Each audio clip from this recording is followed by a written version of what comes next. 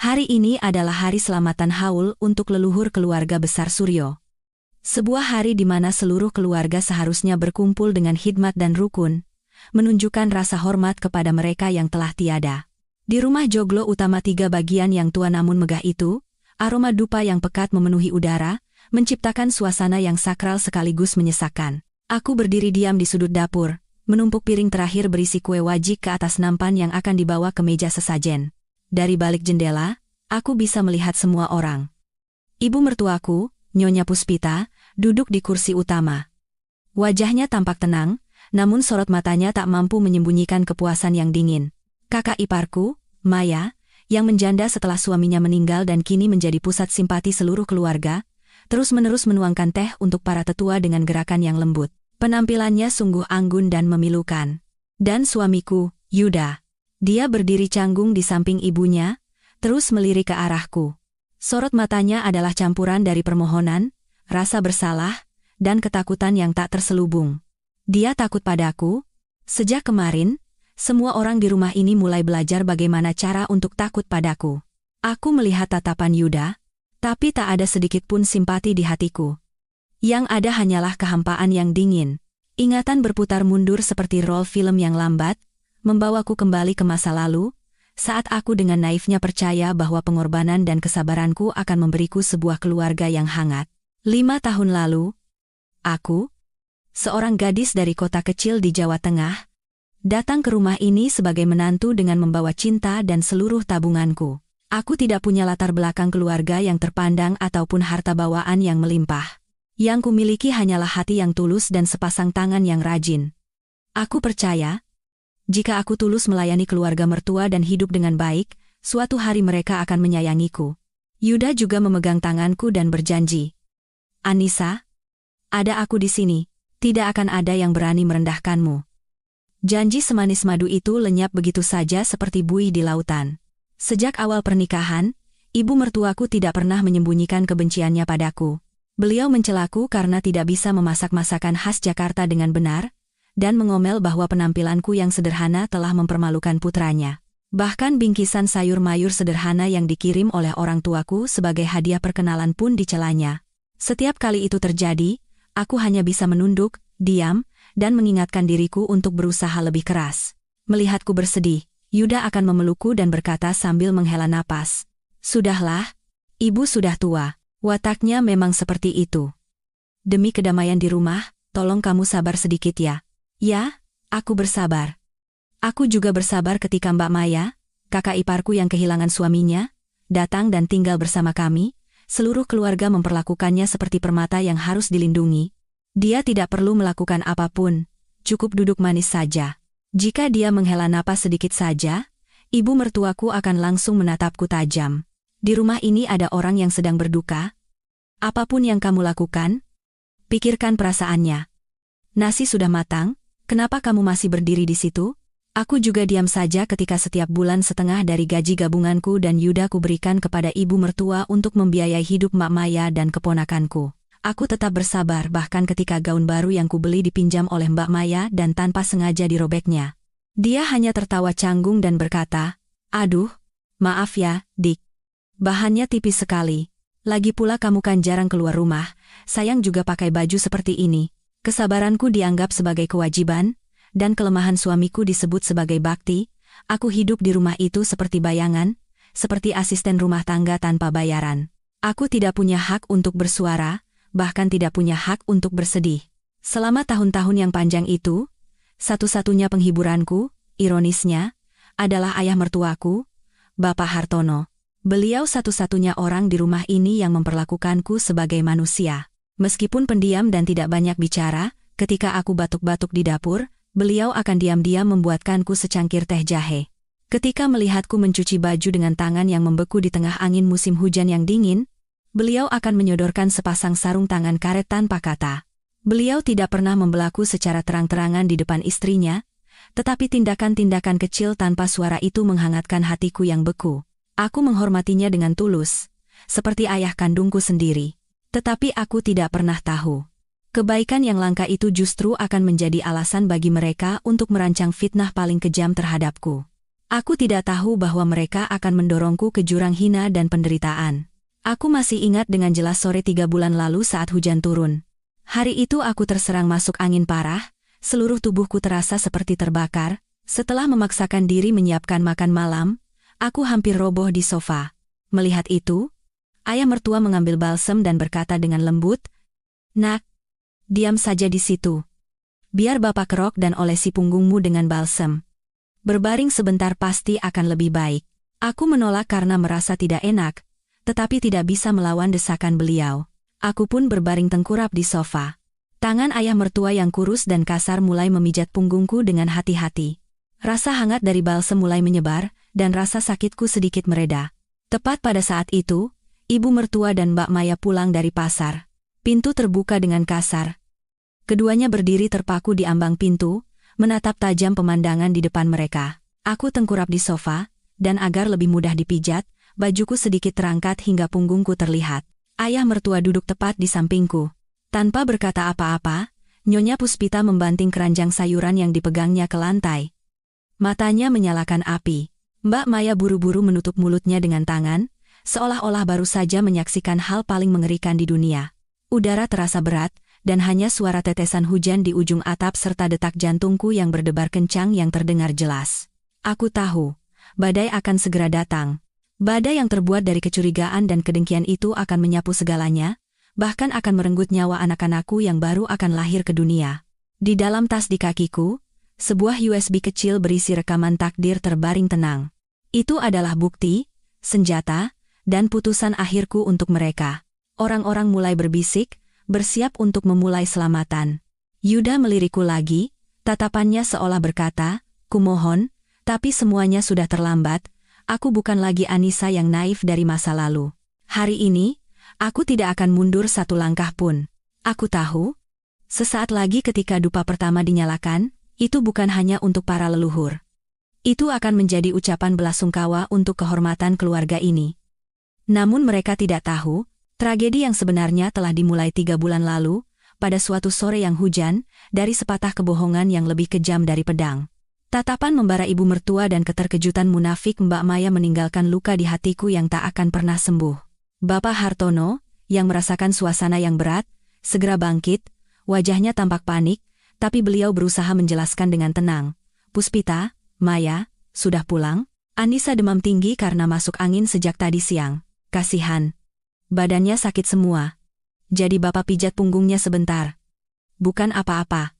Penjelasannya, alih-alih menenangkan situasi, justru seperti menyiramkan minyak ke dalam api yang berkobar. Nyonya Puspita mengertakkan gigi, dan suara dingin sedingin baja keluar dari sela-sela bibirnya, "Pijat punggung? Enak sekali bicaramu. Pijat punggung macam apa yang pintunya ditutup rapat-rapat dan baju menantu perempuan disingkap sampai ke atas? Di matamu, dia itu menantu atau perempuan murahan yang kau temui di jalan, orang yang bisa kau sentuh seenaknya." Setiap katanya bukan lagi sekadar kecurigaan. Itu adalah hinaan telanjang, seolah-olah beliau baru saja memergoki sebuah perselingkuhan. Aku buru-buru bangkit duduk, merapikan pakaianku yang berantakan dengan gugup. Wajahku terasa panas dan telingaku berdengung karena demam, rasa malu yang luar biasa, dan kemarahan yang mendidih. "Ibu? Tidak seperti itu. Saya demam tinggi sekali sampai pusing. Bapak hanya ingin menolong." Mbak Maya, kakak ipar yang selalu berusaha kuperlakukan dengan tulus, justru mendekat seolah-olah menenangkan ibu mertua sambil memeluk bahunya, lalu melontarkan kata-kata yang lebih tajam dari pisau. "Dik Anissa, seharusnya kamu lebih berhati-hati. Bapak kan juga laki-laki, orang tua. Walaupun bapak tidak punya niat buruk padamu, namanya juga orang polos. Tapi kalau orang lain lihat kan bisa salah paham. Kalau sampai jadi gunjingan, nama baik keluarga besar Suryo bisa tercoreng. Lihat, bapak kan sudah sepuh, kalau ada gosip yang tidak-tidak, bagaimana beliau bisa keluar rumah?"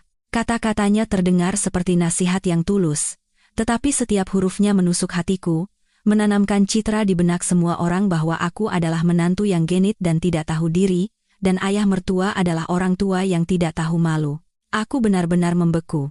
Mbak Maya, yang baru minggu lalu bisa datang ke pernikahan temannya karena aku begadang semalaman menjaga anaknya, Mbak Maya, yang selalu kusisihkan lauk paling enak setiap kali makan. Bagaimana bisa dia mengucapkan kata-kata licik dan jahat seperti itu di depanku? Ayah mertua gemetar karena marah. Beliau memukul meja tua itu dengan keras, dan suara gedebuk yang tumpul menggema di seluruh ruangan. Puspita, Maya, hentikan. Siapa orang lain di rumah ini? Aku menganggap Anissa seperti putriku sendiri. Dia sakit, jadi aku menolongnya. Kenapa pikiran kalian begitu kotor dan bisa membayangkan hal-hal menjijikan seperti itu? Selama 5 tahun aku menjadi menantu di rumah ini pertama kalinya aku melihat ayah mertua membentak ibu mertua. Meskipun perlindungan yang terlambat itu tidak bisa mengubah keadaan, itu menyalakan sedikit kehangatan di hatiku. Namun, itu juga menjadi pemicu yang meledakkan amarah Nyonya Puspita. Bukannya berhenti, beliau justru berteriak lebih keras, memukul-mukul dadanya seolah-olah dialah korban pengkhianatan terbesar di dunia. Pikiranku kotor, aku yang menjijikan. Apa ada satu kata pun yang salah dari yang kukatakan? Tapi kau masih membelanya? Sejak perempuan itu menginjakan kaki di rumah ini, apa kau masih menganggapku sebagai istrimu? Sekarang di matamu hanya ada menantu yang baik dan anggun itu, kan? Beliau menjerit sambil melirikku. Matanya dipenuhi amarah, cemburu, dan kepuasan yang kejam. Tepat saat itu, pintu terbuka lagi. Yuda pulang kerja, bahkan sebelum dia sempat melepas sepatunya yang mengkilap, ibu mertuaku berlari dan memegang lengannya, seperti orang tenggelam yang meraih sedotan. Sambil menunjuk wajahku, beliau terisak-isak dan mengarang berbagai kebohongan. Yuda, cepat lihat apa yang dilakukan istrimu. Dia bahkan menggoda ayahmu. Waktu ibu tegur sedikit, dia berani membantah. Ayahmu malah membelanya dan memaki ibumu. Ini manusia berpikiran kotor. Lihat keadaan ini. Di mana tata krama keluarga Suryo? Yuda membeku di tempat. Dia melihat bergantian antara aku yang meringkuk di sofa dan wajah ayahnya yang penuh amarah. Matanya dipenuhi kebingungan dan rasa serba salah. Aku menatapnya dengan tatapan memohon, berharap dia akan lebih percaya padaku daripada siapapun di dunia. Tidak, Mas. Aku sakit, Bapak hanya memijat punggungku, Ibu dan Mbak Maya salah paham. Tetapi Yuda tidak menatap mataku. Dia menghindari tatapanku dan merangkul bahu ibunya. Suaranya terdengar lelah. Ibu, tenang dulu. Pasti ada salah paham. Bapak juga pasti melakukannya karena khawatir pada Anissa. Kukira kata-katanya akan menenangkan ibunya, tetapi itu justru memberinya angin, seolah-olah dia telah mendapat persetujuan putranya. Salah paham macam apa yang semua pintunya dikunci dan bajunya dibuka? Kamu jangan ikut-ikutan membela istrimu. Kamu sudah benar-benar dirasukinya? Ibu katakan padamu, perempuan yang tidak tahu diri itu suatu saat pasti akan membuat masalah. Ibu tidak bisa menerima menantu seperti itu di rumah ini. Setelah selesai bicara, beliau berbalik dan membawa Mbak Maya masuk ke kamar utama. Pintu dibanting hingga tertutup, suara yang keras dan tegas, seolah memutus semua hubungan. Ayah mertua menghela napas panjang. Beliau menatapku sekali dengan tatapan menyesal, lalu menggelengkan kepala dan berjalan gontai ke kamarnya. Dalam sekejap, di ruang tamu yang luas itu hanya tersisa aku dan Yuda. Keheningan yang menakutkan memisahkan kami. Dia masih tidak menatapku. Hanya menunduk sambil melepas sepatu, lalu melontarkan satu kalimat, sebuah kalimat yang lebih dingin dari hujan yang turun di luar. Lain kali, kamu juga harus lebih hati-hati. Omongan ibu juga tidak sepenuhnya salah. Kan? Kata-kata itu seperti palu yang menghancurkan kepingan harapan terakhir di hatiku. Suami yang kucintai dengan segenap hati, yang bersumpah akan melindungiku, pada akhirnya memilih untuk mempercayai ibunya dan mencurigai istrinya yang sedang mengandung anaknya. Aku berdiri di tempat. Air mata mengalir deras. Bukan karena sakit hati difitnah, tapi karena pada saat itu, hatiku membeku. Malam itu, aku meringkuk sendirian di kamar yang dingin, didera demam tinggi, bisikan ibu mertua dan Mbak Maya dari kamar sebelah terdengar jelas. Mereka sengaja tidak mengecilkan suara, seolah-olah ingin aku mendengarnya. Cih, memang kalau tidak punya asal-usul yang jelas itu kelihatan. Pura-pura sakit untuk menggoda laki-laki. Dari awal juga aku sudah merasa dia bukan perempuan baik-baik. Bu, iya, kan? Orang yang pura-pura baik dan polos itu semuanya akting, Bu. Akting? Malam itu terasa seperti selamanya. Aku sadar, rumah ini bukan lagi tempat yang bisa kusebut keluarga. Tempat ini telah berubah menjadi penjara tak terlihat, di mana setiap hari aku harus menghadapi tatapan curiga dan hinaan keji. Dan aku tahu, ini baru permulaan. Fitnah itu adalah benih kejahatan yang ditabur di tanah kecurigaan. Aku tidak tahu saat itu bahwa benih itu akan segera bertunas dan mekar menjadi bunga kematian. Bunga mengerikan yang akan merenggut semua yang paling berharga bagiku. Mereka tidak berhenti hanya dengan bergunjing di belakangku. Mereka mulai bertindak, dengan cara yang jauh lebih licik dan kejam, membuat hidupku seperti di neraka, dengan cara yang bahkan tidak pernah kubayangkan. Selama beberapa hari berikutnya, udara di rumah terasa berat seolah digantungi batu. Ibu mertua dan Mbak Maya tidak lagi berbicara langsung denganku. Mereka menyiksaku secara mental dengan keheningan dan tindakan-tindakan sepele namun penuh kedengkian. Saat makan, semur jengkol kesukaanku selalu diletakkan di tempat terjauh yang tak bisa kujangkau. Pakaian yang kucuci dengan susah payah dan kujemur di halaman, saat diangkat pasti ada beberapa helai yang tidak sengaja jatuh ke genangan air kotor. Jika kutanya, Mbak Maya hanya akan tersenyum canggung. Aduh, maaf, Dik. Anginnya kencang sekali, dicuci lagi saja, ya? Siksaan mental itu lebih mengerikan daripada cacian. Itu menggerogoti kesabaran dan harga diriku sedikit demi sedikit. Tetapi yang paling membuatku menderita dan putus asa adalah perubahan sikap Yuda. Dia menjadi pendiam, menjauhiku, dan sering marah tanpa alasan. Setelah pulang kerja, dia tidak lagi memelukku, tidak bertanya apakah aku lelah atau ingin makan sesuatu. Sebaliknya, yang tersisa hanyalah pertanyaan penuh curiga dan tatapan hina yang tak terselubung. Tadi Bapak buatkan teh jahe lagi untukmu? Kenapa akhir-akhir ini Bapak hanya membelikan sarapan untukmu? Kalian berdua menyembunyikan sesuatu dari ibu dan aku. Kan? Kenapa kalian berdua terlihat begitu akrab? Setiap pertanyaannya menjadi pisau tak terlihat yang menggores lebih dalam di hatiku yang terluka. Aku mencoba menjelaskan, memohon agar dia mempercayaiku, bahwa hubunganku dengan ayah mertua hanyalah kasih sayang antara ayah dan anak, tidak ada yang memalukan. Tapi semua sia-sia. Benih kecurigaan yang ditanamkan oleh ibu dan kakak iparnya telah berakar dalam di hatinya, mengubah suami yang dulu mencintai istrinya menjadi seorang sipir yang mengawasi setiap gerak-gerik istrinya siang dan malam. Aku merasa sangat kesepian dan tidak berdaya di rumahku sendiri. Aku tidak bisa menelepon orang tuaku karena tidak ingin membuat mereka khawatir, dan di sini aku tidak punya teman dekat untuk berbagi cerita. Rasa sakit hati menumpuk di dada, membuatku tidak bisa tidur di malam hari dan tidak bisa makan di siang hari. Hanya dalam beberapa minggu, tubuhku menjadi kurus kering, wajahku pucat, dan lingkaran hitam selalu menghiasi bawah mataku. Di tengah momen yang gelap dan putus asa itu, secercah harapan menerangi hidupku yang suram. Aku mengetahui bahwa aku hamil. Sambil memegang alat tes kehamilan dengan 2 garis yang jelas, aku menangis terseduh-seduh. Air mata kebahagiaan, haru, dan harapan. Aku berpikir, anak-anak ini akan menjadi tali ajaib yang bisa menyambung kembali hubungan kami yang retak, meluruskan semua kesalahpahaman dan kecurigaan, dan mengembalikan Yuda seperti dulu di sisiku. Aku ingin memberinya kejutan. Malam itu, aku menyiapkan makan malam mewah dengan semua makanan kesukaannya. Mengenakan daster sutra yang lembut, aku menunggunya dengan jantung berdebar, menanti saat dia pulang dan mendengar kabar gembira ini. Tetapi wajahnya sedingin es ketika dia masuk ke rumah. Dia bahkan tidak melirik meja makan yang telah kusiapkan dengan susah payah. Dia melemparkan selembar kertas yang terlipat 4 ke arahku, dan berkata dengan suara dingin yang menusuk, "Tanda tangani." Dengan tangan gemetar, aku mengambil kertas itu dan membukanya perlahan.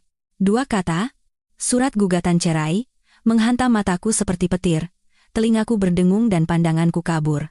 Kenapa? Kenapa tiba-tiba begini? Apa salahku? Yuda tersenyum sinis. Senyum pahit dan penuh hina yang belum pernah kulihat darinya. Masih pura-pura polos?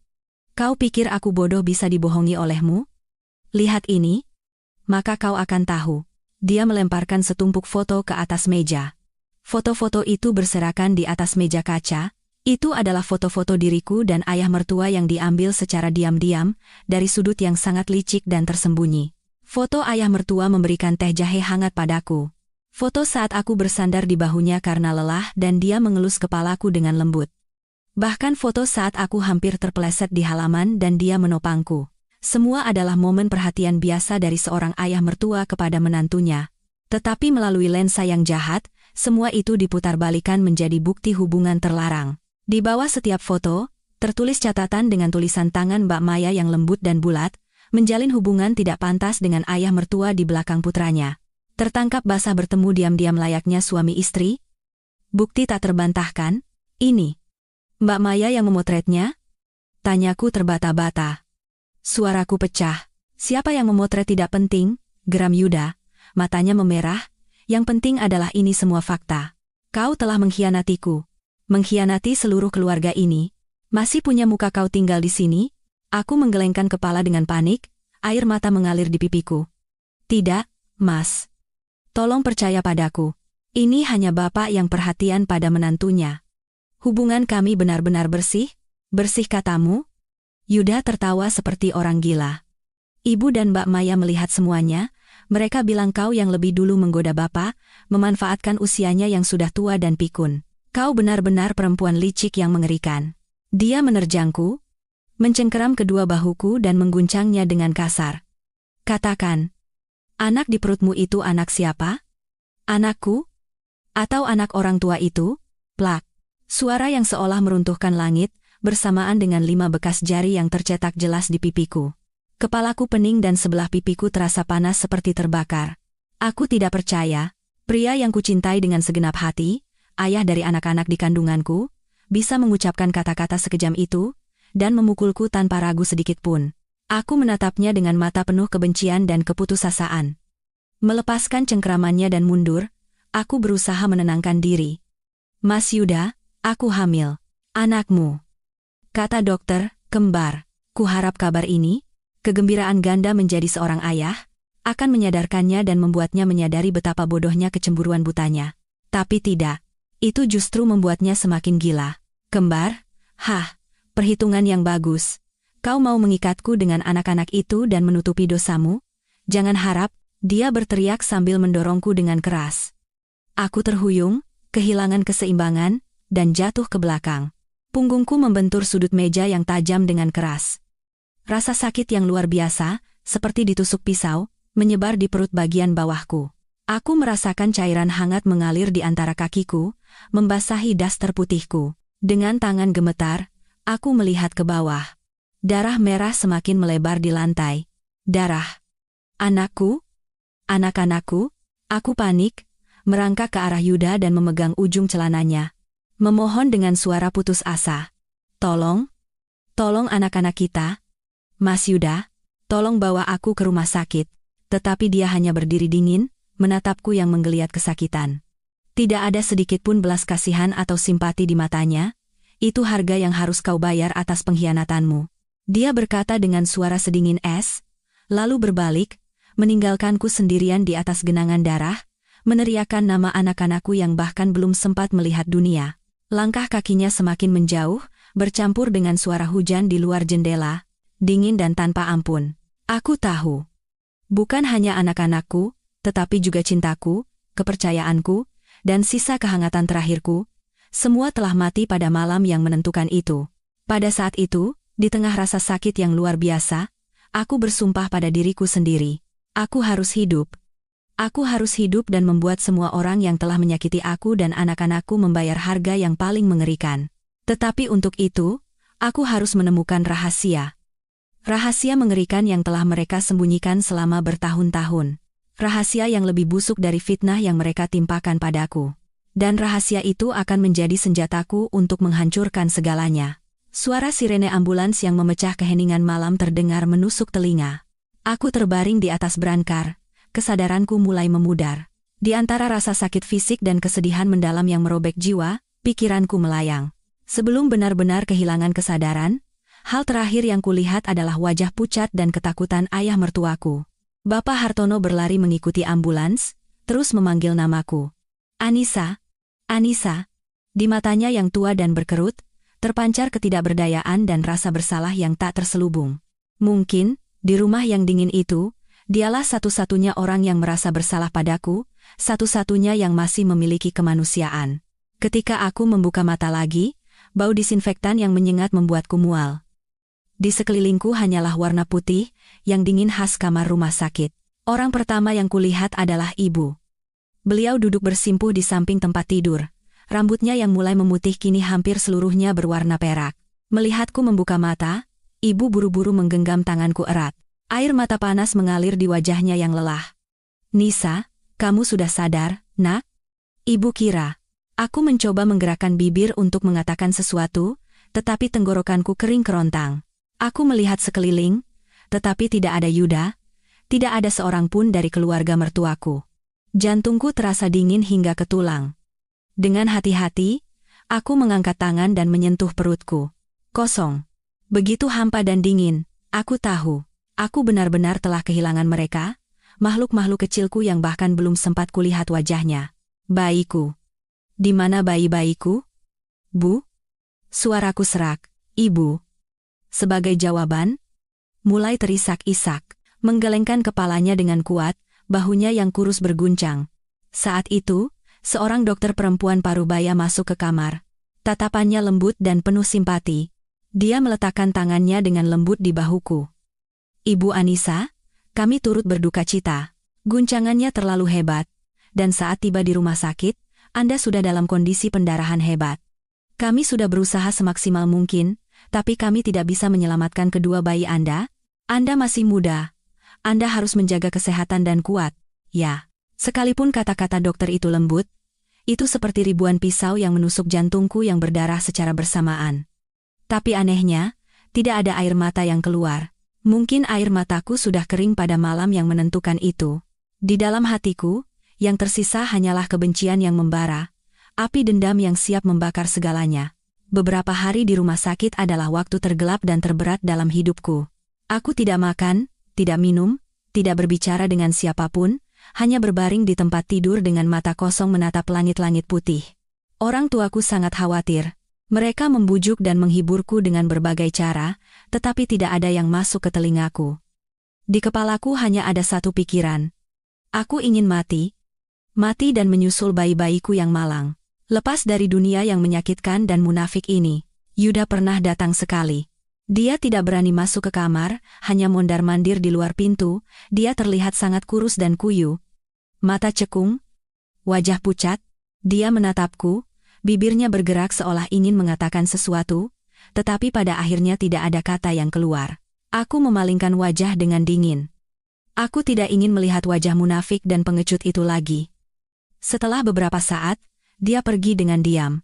Ayah mertua berbeda. Hujan atau panas, beliau datang setiap hari.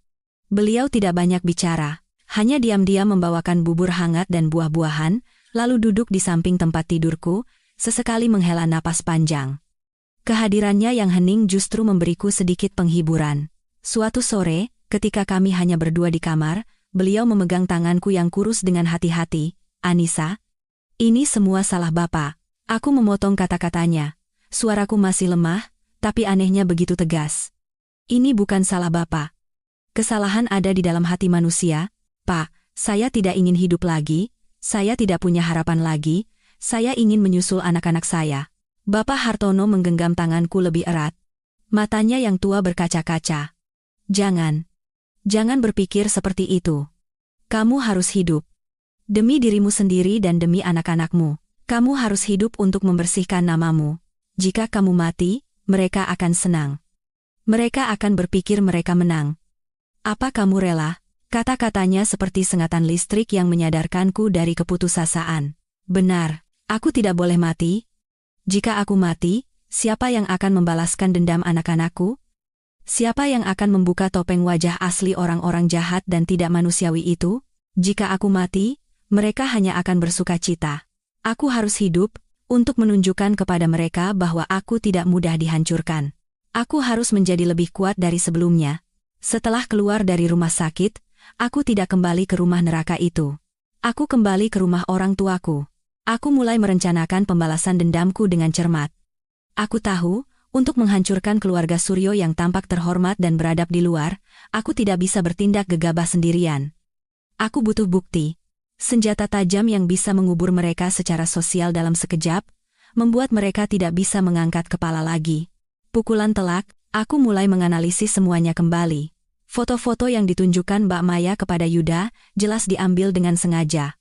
Dia telah mengawasiku dan ayah mertua sejak lama. Kenapa? Apa alasannya dia, yang hidupnya sepenuhnya bergantung pada keluarga mertua setelah suaminya meninggal, sengaja menciptakan kekacauan di rumah dan membahayakan posisinya sendiri? Kecuali jika ada alasan khusus yang memaksanya melakukannya. jika ada rahasia yang mati-matian coba dia sembunyikan, dan keberadaanku menjadi ancaman bagi rahasia itu. Aku teringat perilaku aneh Mbak Maya selama ini. Dia sering mengurung diri di kamarnya dan mengunci pintu. Setiap kali Yuda pergi dinas keluar kota, dia pasti akan datang ke kamarku dan bertanya apakah Yuda menelepon, kapan tepatnya dia akan kembali. Awalnya aku berpikir itu hanya perhatian seorang kakak ipar kepada adiknya. Tapi sekarang, jika dipikir-pikir, ada yang aneh. Saat bertanya tentang Yuda, tatapan matanya bukan tatapan seorang kakak. Itu adalah tatapan seorang perempuan yang cemburu dan curiga. Sebuah pikiran gila dan mengerikan melintas di benakku. Jangan-jangan, dia adalah kakak ipar Yuda, istri dari kakaknya yang sudah meninggal. Bagaimana mungkin? Tetapi semakin kupikirkan, semakin banyak hal yang mencurigakan. Ibu mertua setiap kali bicara selalu mengatakan kasihan pada menantunya yang menjanda, tetapi beliau memperlakukan Mbak Maya lebih istimewa dari anak kandungnya sendiri. Pekerjaan rumah yang berat tidak pernah menyentuh tangannya, dan dia tidak pernah kekurangan uang saku. Bahkan, ibu mertua beberapa kali secara tersirat mengatakan bahwa kelak Yuda harus bertanggung jawab seumur hidup atas Mbak Maya dan keponakanku. Tanggung jawab seperti apa? Atau jangan-jangan itu adalah belenggu yang terjalin oleh dosa lain? Aku memutuskan. Aku harus mengungkap kebenarannya. Aku harus kembali ke rumah itu. Bukan sebagai istri yang terbuang, tetapi sebagai pejuang keadilan untuk diriku sendiri. Tapi bagaimana? Mereka pasti tidak akan membiarkanku melewati ambang pintu. Ketika aku menemui jalan buntu, ayah mertua muncul sekali lagi. Beliau memberiku sebuah gantungan kunci tua. Ini kunci pintu belakang dan kunci ruang kerja lamaku. Sudah lama Bapak pensiun, jadi tidak ada lagi yang masuk ke ruangan itu. Mungkin ada sesuatu di sana yang bisa membantumu. Tatapan matanya tidak hanya menunjukkan kepercayaan, tetapi juga harapan besar. Aku merasa ini adalah kesempatan yang diberikan langit kepadaku. Kesempatan untuk membalikan keadaan dan menyingkap tabir rahasia kelam yang telah menyelimuti rumah itu selama bertahun-tahun. Tapi aku tidak tahu saat itu bahwa apa yang menantiku di ruangan tua yang berdebu itu jauh lebih mengerikan dan menjijikkan dari yang bisa kubayangkan, sebuah kebenaran yang akan membuat langit pun murka. Tanganku yang memegang gantungan kunci pemberian ayah mertua gemetar karena haru dan tegang. Ini bukan sekadar bongkahan logam, ini adalah kunci untuk membuka pintu kebenaran dan senjata pertamaku untuk memulai pembalasan dendam. Aku tidak terburu-buru. Seperti predator yang bersembunyi di kegelapan, aku menunggu dengan sabar sampai mangsaku lengah. Kesempatan pasti akan datang, dan ternyata datang lebih cepat dari yang kuduga. Seminggu kemudian, aku menerima telepon dari seorang tetangga lama yang baik hati. Di seberang telepon, dia membisikkan informasi berharga. Ibu mertua, Yuda, Mbak Maya, dan keponakanku, seluruh keluarga pergi berlibur ke puncak selama 3 hari. Mereka pergi untuk merayakan keberhasilan mereka mengusirku, si pembawa sial di rumah itu. Mereka pikir aku telah hancur total, pasrah pada nasib, dan tidak akan pernah berani kembali mengganggu mereka. Itu adalah kesalahan fatal mereka. Malam itu, mengenakan pakaian hitam ketat dan topi yang menutupi wajah, aku diam-diam naik taksi kembali ke gang yang penuh kenangan pahit itu. Rumah besar itu gelap gulita tanpa satupun cahaya. Aku menahan napas, melangkah tanpa suara seperti kucing menuju pintu belakang besi yang berkarat. Dengan hati-hati aku memasukkan kunci ke lubang, dan pintu tua itu terbuka perlahan dengan derit kecil. Aku menyelinap masuk ke halaman. Jantungku berdebar kencang seperti genderang perang. Semuanya masih sama. Pohon mangga tua di depan halaman masih berbuah lebat, dan ayunan yang dibuatkan Yuda untukku bergoyang sendirian ditiup angin malam. Kenangan manis masa lalu tiba-tiba muncul, membuat hatiku nyeri, tapi aku segera menepis perasaan lemah itu. Ini bukan saatnya untuk bernostalgia. Aku datang ke sini untuk mencari kebenaran dan menuntut keadilan. Aku langsung menuju ruang kerja lama ayah mertua, yang tersembunyi di balik pepohonan rindang di ujung taman. Ruangan itu lembab karena sudah lama tidak dimasuki orang. Debu tebal menutupi meja, kursi, dan semua perabotan. Aku menyalakan senter kecil yang kubawa. Tidak ada yang istimewa di dalam ruangan itu. Hanya sebuah rak buku besar berukir, meja tua, dan lemari arsip dari besi yang berkarat. Aku mulai menggeledah. Sejujurnya, aku sendiri tidak tahu apa yang kucari. Hanya firasat samar bahwa jawaban atas semua tragedi ini tersembunyi di suatu tempat di ruangan ini. Aku membuka laci meja satu persatu, membolak-balik buku catatan tua, Isinya hanya dokumen-dokumen terkait proyek konstruksi dan cetak biru yang sudah pudar. Aku beralih ke rak buku, membuka buku satu persatu, tapi hasilnya nihil. Setelah hampir 1 jam mencari tanpa hasil, rasa putus asa mulai merayap. Mungkin aku salah. Mungkin ayah mertua memberikan kunci ini hanya untuk menghiburku. Mungkin tidak ada rahasia apapun di sini. Saat aku hendak menyerah dan berbalik, cahaya senterku tanpa sengaja menyinari sudut gelap di belakang rak buku. Di atas tumpukan koran tua yang menguning, ada sebuah kotak kayu kecil berwarna kemerahan. Karena penasaran, aku meraih dan mengambilnya. Kotak itu tidak terkunci. Sambil menahan napas, aku membukanya perlahan. Di dalamnya, bukan uang atau perhiasan seperti yang kubayangkan, melainkan sebuah buku harian tua dan sebuah laptop model lama. Buku harian itu bersampul kulit coklat tua dengan sudut-sudut yang sudah usang, menandakan bahwa buku itu telah disimpan sangat lama. Kubuka halaman pertama, dan tulisan tangan ayah mertua yang kukenal, namun sedikit bergetar, muncul. Tanggal, bulan, tahun. Hari ini adalah selamatan haul pertama untuk Joko. Melihat wajah sedih Maya dan cucuku, hatiku terasa seperti diiris pisau. Kepergian putra sulungku yang begitu tiba-tiba meninggalkan beban yang sangat besar bagi keluarga. Istriku selalu menyalahkan dirinya sendiri, mengatakan itu karena dia tidak tahu Joko memiliki penyakit jantung bawaan sejak kecil. Tapi aku tahu, itu bukan satu-satunya alasan, kebenarannya jauh lebih mengerikan dan kejam. Jantungku mulai berdebar kencang. Dengan tangan gemetar, aku membalik ke halaman berikutnya. Tanggal, bulan, tahun. Yuda semakin mirip ibunya. Lemah, pelin-pelan, tidak punya pendirian. Hanya bisa dipermainkan oleh istriku dan Maya. Aku takut suatu hari nanti dia akan mengulangi kesalahan kakaknya. Aku takut tragedi di keluarga ini akan terulang kembali. Mengulangi kesalahan? Tragedi apa? Semakin kubaca, semakin besar kebingungan dan ketakutanku. Aku membuka halaman terakhir. Sepertinya ditulis tepat setelah aku keguguran. Tanggal, bulan, tahun. Anissa. Anak itu, anak yang sangat baik. Mengingatkanku pada penolongku di masa lalu. Tapi dia terlalu baik. Terlalu sabar. Dia tidak akan bisa bertahan di rumah yang penuh intrik dan dosa ini. Aku harus melakukan sesuatu. Tapi apa yang bisa kulakukan? Aku juga seorang pengecut yang telah hidup dalam kebisuan selama puluhan tahun. Aku menutup buku harian itu.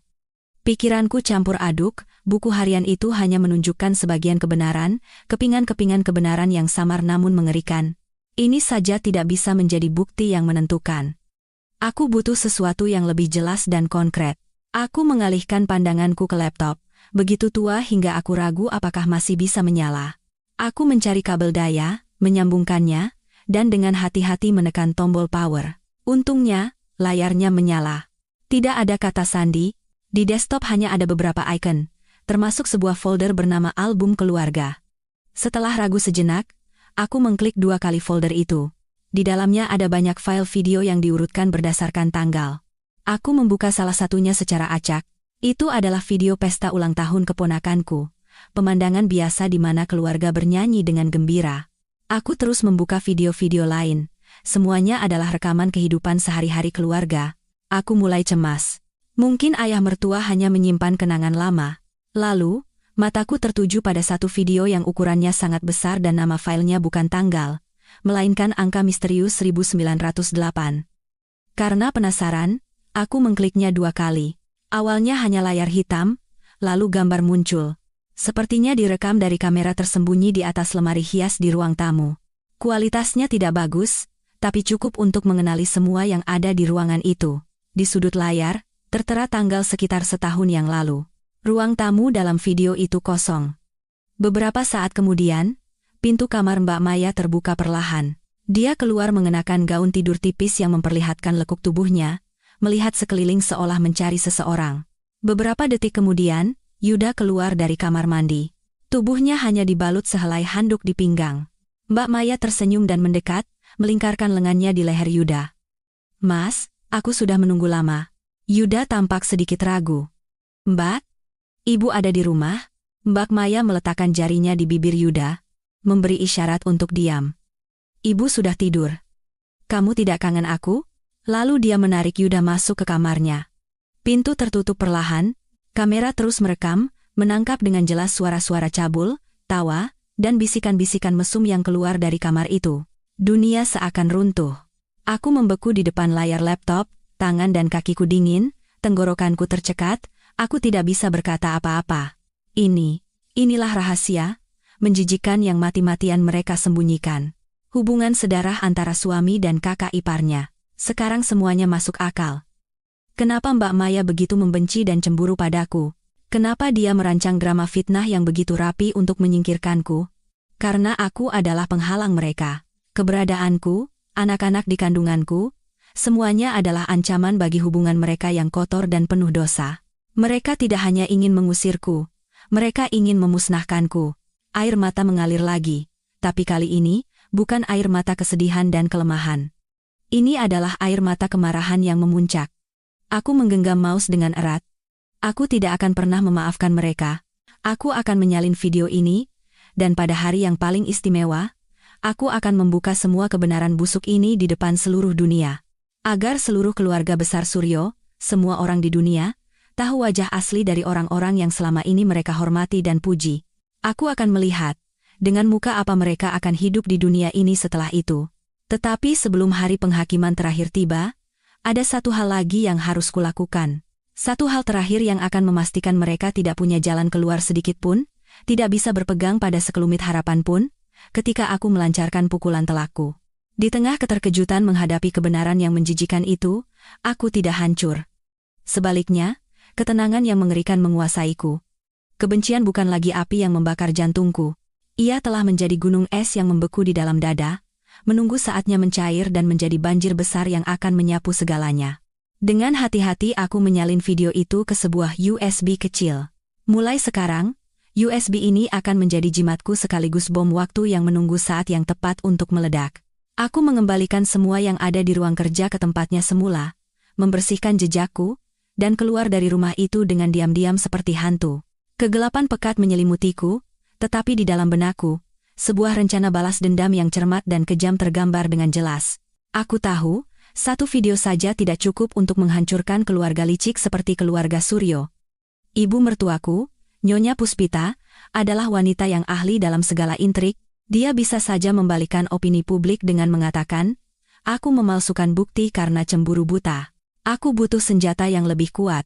Aku harus merobek semua topeng moral munafik yang telah mereka bangun dengan susah payah selama bertahun-tahun. Target pertamaku adalah Mbak Maya. Aku meminta seorang teman kuliah yang kupercaya untuk menyewa detektif swasta, memintanya untuk menyelidiki masa lalu Mbak Maya, terutama kejanggalan seputar kematian suaminya, Mas Joko. Aku punya firasat samar bahwa kematiannya bukan hanya karena penyakit jantung bawaan. Bagaimana mungkin seorang wanita yang selalu berpura-pura lemah dan berduka bisa menjalin hubungan senekat dan semesum itu dengan adik iparnya sendiri? Pasti ada yang aneh. Mungkin dia tidak sesedih kelihatannya. Mungkin kematian Mas Joko justru merupakan pembebasan yang ditunggunya. Aku butuh jawaban atas pertanyaan-pertanyaan itu. Sambil menunggu hasil penyelidikan temanku, aku mulai mengasah pedang untuk Yuda. Aku tidak langsung mengajukan gugatan cerai. Sebaliknya, dengan menanggung keterkejutan dan hinaan semua orang, aku kembali ke rumah itu. Aku memerankan peran seorang istri yang hancur secara mental, yang kembali untuk memohon pengampunan karena tidak punya tempat lain untuk pergi. Ibu mertua dan Mbak Maya menatapku dengan tatapan campuran antara hinaan dan kemenangan. Mereka pikir mereka telah menang mutlak, dan berhasil menjinakkanku. Yuda menunjukkan sedikit rasa bersalah dan kasihan, tetapi kelemahannya yang mendarah daging membuatnya tidak bisa menentang kehendak ibu dan kakak iparnya. Dia menempatkanku di sebuah kamar kecil yang pengap di belakang rumah, dan memperlakukanku seperti pembantu. Aku menerima semua penghinaan itu tanpa sepatah kata keluhan. Membersihkan rumah, memasak 3 kali sehari, mencuci pakaian seluruh keluarga. Aku diam, berusaha tidak menonjolkan diri, dan mereka perlahan-lahan melonggarkan kewaspadaan mereka terhadapku. Tapi mereka tidak tahu. Di tengah malam, ketika semua orang tertidur lelap, aku berubah menjadi orang yang sama sekali berbeda. Aku menyelinap masuk ke ruang kerja Yuda, tempat dia menyimpan laptop dan dokumen-dokumen pentingnya. Aku menyalin semua data di komputernya ke hard disk eksternal. Yuda bekerja di sebuah perusahaan konstruksi besar, dan aku tahu dia bukan karyawan yang bersih. Dia sering menerima suap dari subkontraktor atau menggelapkan material proyek untuk keuntungan pribadi. Dulu aku sering menasihatinya, tetapi dia selalu mengabaikanku dengan berkata, semua orang juga begitu. Ini sudah rahasia umum. Kini, dosa-dosa itulah yang akan menjadi senjata paling tajam untuk menjatuhkannya. Aku mengumpulkan cukup bukti, kontrak-kontrak mencurigakan terkait suap yang diterimanya, kwitansi palsu, email-email yang mengisyaratkan transaksi gelap. Semua kusimpan dengan sistematis dan hati-hati. 1 bulan penuh kesabaran dan penghinaan berlalu. Akhirnya, teman detektifku membawa hasil penyelidikannya, dan kebenaran yang diungkapnya jauh melampaui imajinasiku. Mas Joko memang memiliki riwayat penyakit jantung bawaan. Tetapi penyebab langsung kematiannya bukanlah kambuhnya penyakit, melainkan guncangan mental yang hebat. Malam hari saat dia meninggal, para tetangga bersaksi mendengar suara pertengkaran hebat dari rumahnya. Dan orang yang bertengkar hebat dengannya tidak lain adalah Yuda. Apa yang mereka pertengkarkan? Teman detektifku berhasil menemukan sahabat karib Mas Joko. Menurut sahabatnya itu, beberapa hari sebelum meninggal, Mas Joko sempat curhat bahwa dia mencurigai hubungan tidak pantas antara istrinya, Maya, dan adiknya, Yuda. Dia merasa sangat sakit hati dan marah, dan berniat untuk mencari tahu kebenarannya. Lalu dia meninggal. Setelah itu, semuanya ditutup-tutupi dengan cepat. Maya menjadi janda muda yang malang dan dirawat dengan sangat baik oleh keluarga mertuanya. Sementara Yuda menjadi adik ipar yang baik dan paman teladan yang berbakti kepada kakak ipar dan keponakannya. Sebuah sandiwara sempurna untuk menutupi dosa yang mengerikan. Aku menggenggam laporan detektif itu erat-erat. Seluruh tubuhku gemetar karena marah. Mereka tidak hanya melakukan perselingkuhan dan hubungan sedarah. Mereka secara tidak langsung menyebabkan kematian seorang kakak, seorang suami. Lalu dengan air mata buaya dan kemunafikan, mereka menutupi dosa mereka dan hidup nyaman dan berkecukupan di atas penderitaan dan kematian orang lain. Sekarang, di tanganku sudah ada semua yang kubutuhkan. Video hubungan sedarah, bukti suap Yuda, dan kebenaran mengerikan tentang kematian Mas Joko. Aku memiliki cukup senjata untuk menghancurkan keluarga munafik dan busuk ini sepenuhnya. Tapi aku tidak akan langsung bertindak. Balas dendam yang terburu-buru tidak akan memberikan kepuasan. Aku akan menunggu. Menunggu hari selamatan haul keluarga Suryo, hari di mana semua kerabat berkumpul dari berbagai penjuru. Hari yang paling mereka anggap penting, hari di mana mereka ingin memamerkan wibawa dan martabat keluarga di hadapan dunia. Hari itu akan menjadi hari di mana aku merobek semua topeng munafik mereka. Semua orang akan melihat kenyataan busuk dan kotor di balik citra mereka yang megah dan terhormat. Aku akan mengubah perayaan paling sakral mereka menjadi pengadilan terbuka, panggung tragedi di mana mereka sendiri yang menjadi pemeran utamanya. Mereka telah merenggut anak-anakku. Sekarang, aku akan merenggut apa yang paling mereka hargai. Kehormatan, aku tahu.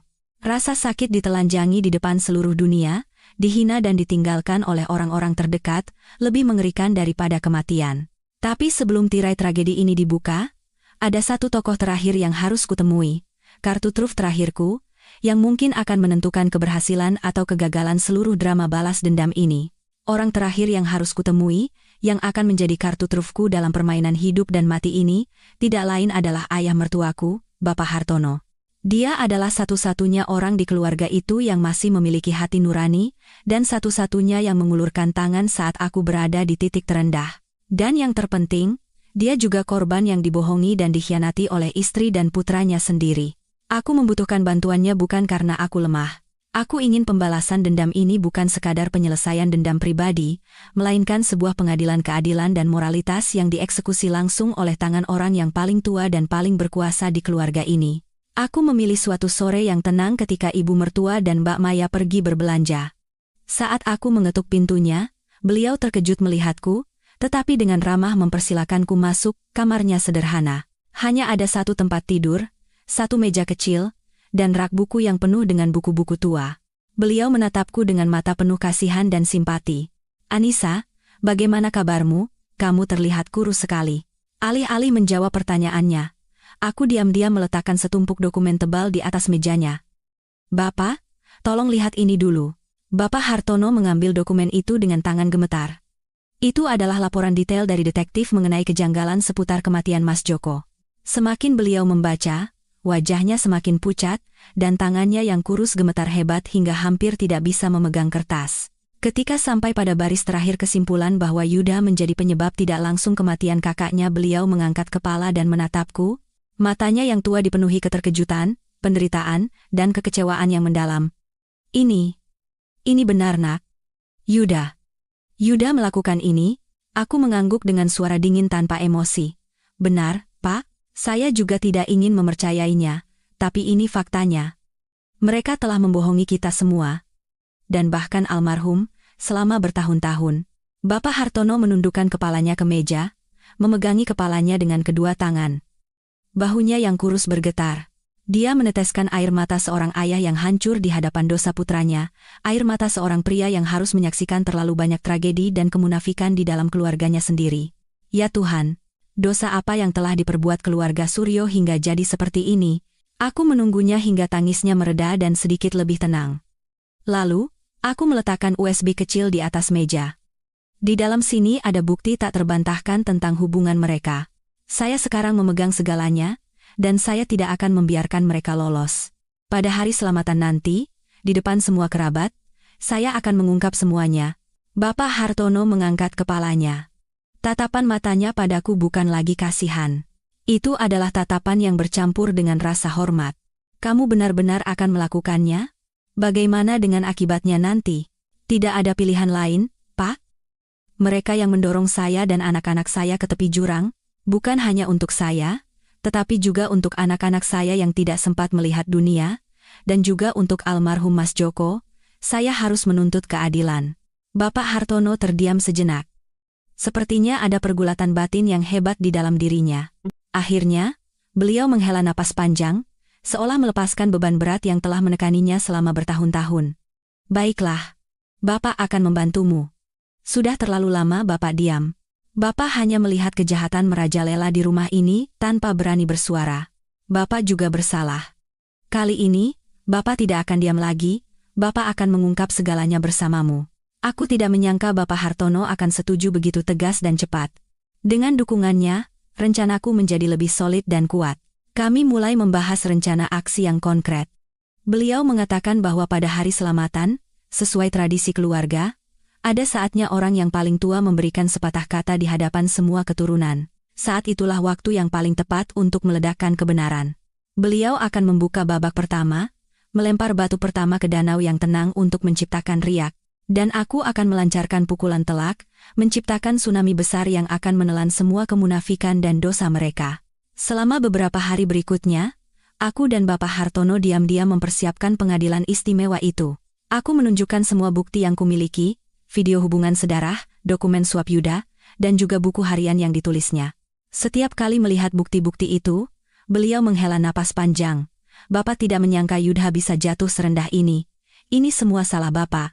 Salah Bapak karena tidak mendidiknya dengan benar sejak kecil. Aku menghiburnya. Bukan salah Bapak. Keserakahan dan keegoisan mereka yang telah membutakan akal sehat dan hati nurani mereka. Akhirnya, hari selamatan tiba. Aku kembali ke rumah utama itu, bukan sebagai menantu yang patuh, tetapi sebagai hakim dan eksekutor keadilan. Aku melihat senyum munafik ibu mertua, Yuda, dan Mbak Maya, tetapi hatiku tidak goyah sedikit pun. Mereka hanya sedang memainkan peran terakhir dalam hidup mereka sebelum tirai kebenaran dibuka. Meja sesajen yang ditata dengan indah telah disiapkan, dan aroma dupa yang pekat menciptakan suasana yang hikmat sekaligus aneh. Semua orang membungkuk hormat di depan altar. Setelah beberapa ritual tradisional selesai, Bapak Hartono, sebagai yang tertua, bangkit dari tempat duduknya. Suaranya yang rendah dan berwibawa menarik perhatian semua orang. Di hadapan arwah para leluhur, dan kepada semua keturunan keluarga Suryo yang berkumpul di sini, hari ini, di hari selamatan yang suci ini, di hadapan arwah leluhur kita, ada satu hal yang sangat penting yang ingin Bapak sampaikan. Sebuah kebenaran menyakitkan yang telah Bapak sembunyikan selama bertahun-tahun. Sebuah dosa yang membuat keluarga ini tidak akan pernah mendapatkan ketenangan sejati. Seketika, seluruh rumah menjadi hening. Semua mata tertuju pada Bapak Hartono, tatapan mereka bercampur antara penasaran dan cemas. Ibu mertua dan Mbak Maya tampak gelisah, wajah Yuda pucat pasi, dia melirikku sekilas lalu buru-buru menunduk. Aku tahu. Sandiwara telah resmi dimulai. Babak pertama disutradarai langsung oleh ayah mertuaku. Apa yang akan dikatakannya? Seberapa kejam dia akan mengupas dosa istri dan putranya? Seluruh rumah menahan napas. Menunggu. Tidak ada yang tahu bahwa kata-katanya berikutnya akan menjadi sinyal dimulainya kehancuran yang mengerikan, awal dari sebuah tragedi yang akan tercatat selamanya dalam sejarah keluarga ini. Bapak Hartono menarik napas dalam-dalam. Pandangannya tertuju pada foto-foto leluhur di atas altar. Suaranya bergetar namun penuh kekuatan, setiap katanya menggema di seluruh rumah. Kebenaran yang menyakitkan itu berhubungan langsung dengan kematian putra sulungku, Joko. Nama Joko disebut, dan ibu mertua serta Mbak Maya terkejut seolah tersengat listrik. Wajah mereka menunjukkan kepanikan dan ketakutan yang jelas. Nyonya Puspita tergagap, mencoba memotong ucapan suaminya. Mas, apa yang kamu bicarakan? Urusan Joko kan sudah lama berlalu. Hari ini hari selamatan, semua kerabat berkumpul, kenapa harus mengungkit cerita sedih seperti itu? Bapak Hartono bahkan tidak menoleh pada istrinya. Pandangannya masih tertuju pada altar, seolah sedang mengaku dosa di hadapan arwah. Urusan itu tidak pernah berlalu. Selama bertahun-tahun, tidak ada satu malam pun aku bisa tidur nyenyak. Aku tersiksa oleh rasa bersalah karena tidak bisa mengatakan kebenarannya. Joko tidak meninggal hanya karena penyakit jantung. Dia meninggal karena sakit hati, karena guncangan dikhianati oleh orang-orang yang paling dicintainya. Sampai di situ, beliau berbalik, menatap tajam Yuda dan Maya yang duduk berdampingan dengan tatapan setajam pisau. Benar, kan? Kalian berdua. Wajah Yuda pucat pasi, kedua kakinya gemetar seperti daun tertiup angin. Maya buru-buru menunduk, mencengkeram ujung kebayanya hingga buku-buku jarinya memutih. Ibu mertua berdiri dengan geram, bertolak pinggang, beliau berteriak nyaring seperti preman pasar. Kamu sudah gila? Omong kosong apa yang kamu katakan? Maya itu janda yang malang, dan Yuda adik ipar yang baik. Apa salah mereka sampai kamu fitnah seperti itu? Tutup mulutmu. Bentak Bapak Hartono tiba-tiba. Teriakan penuh wibawa dan amarah itu membuat semua orang terkejut. Kamu.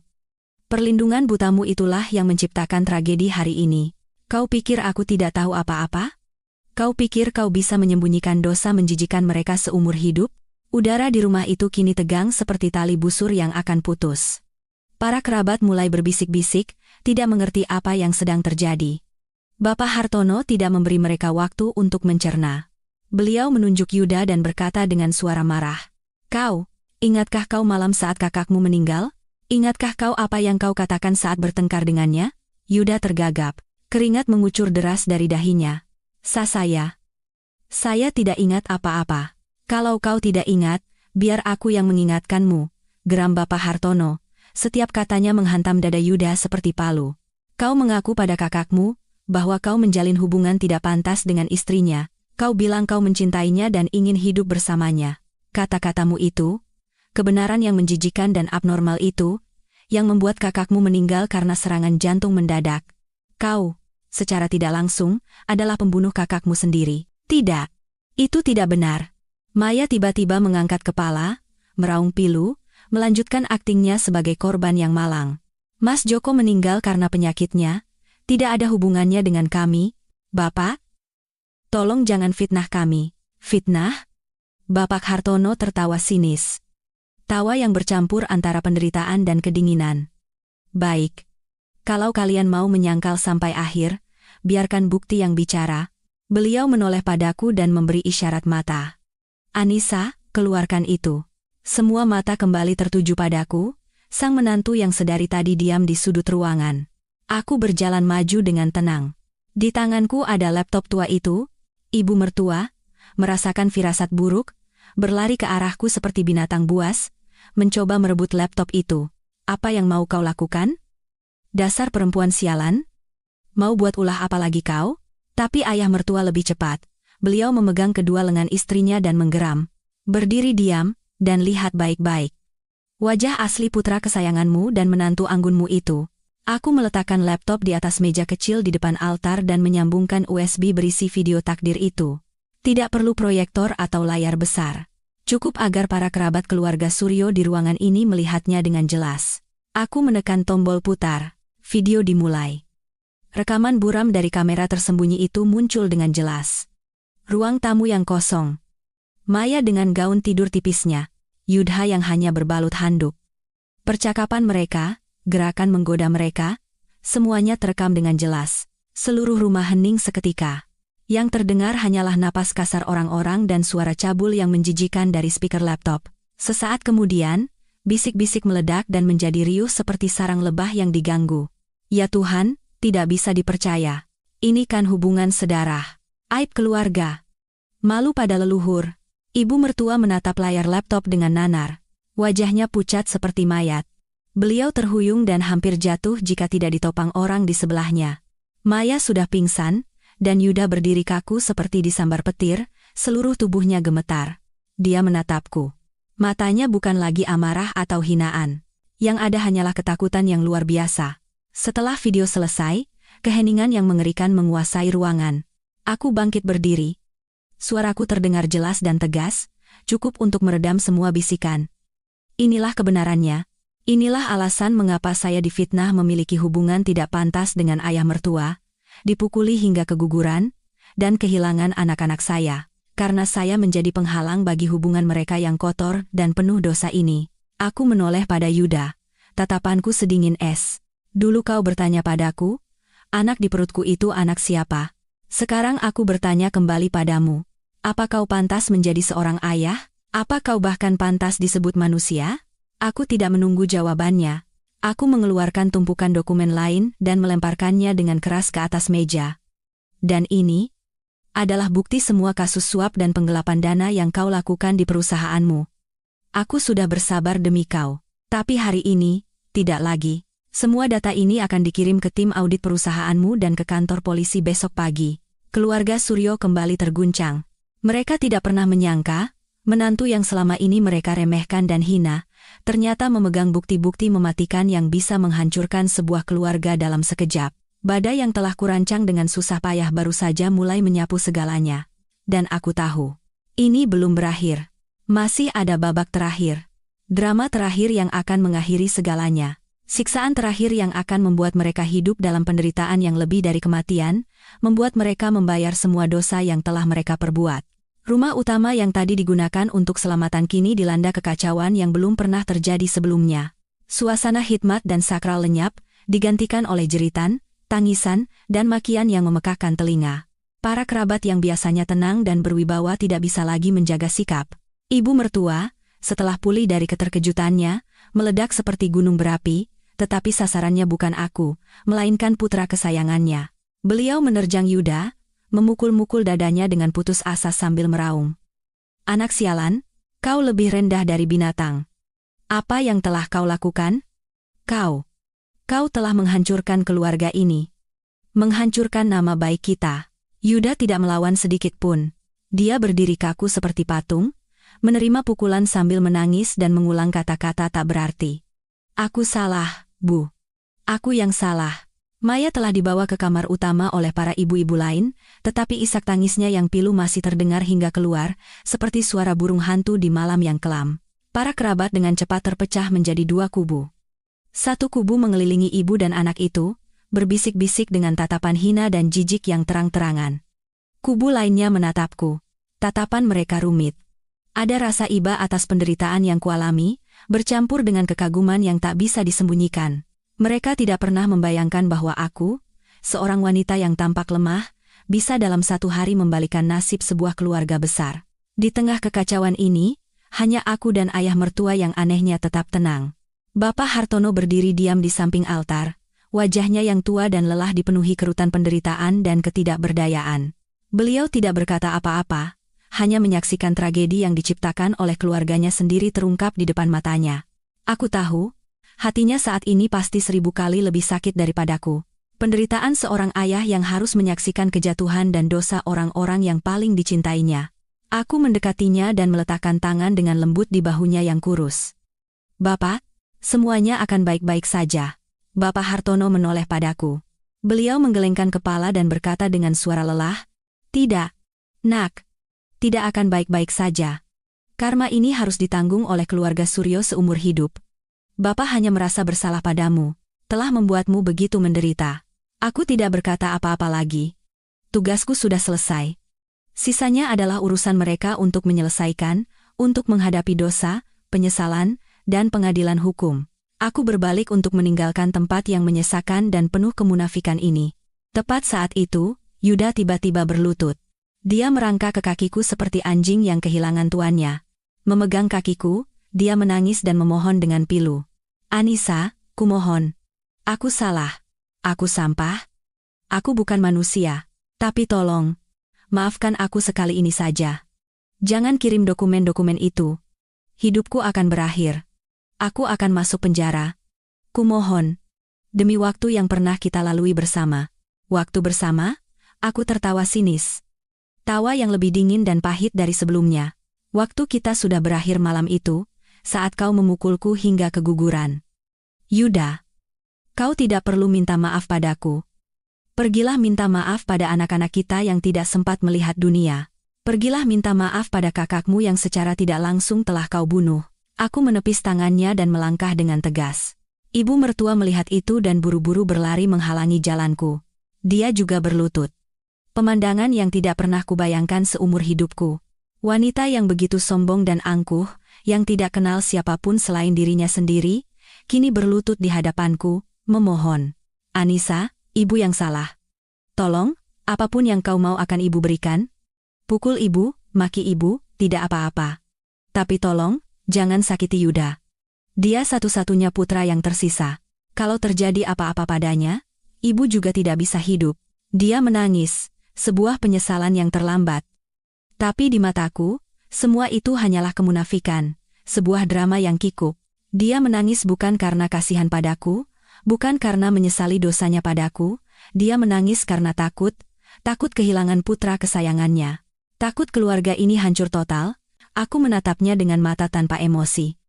Baru sekarang ibu ingat Yuda adalah putra ibu, lalu saat ibu dan Mbak Maya memfitnah saya, saat Yuda memukuli saya, apa ibu tidak pernah berpikir saya juga manusia?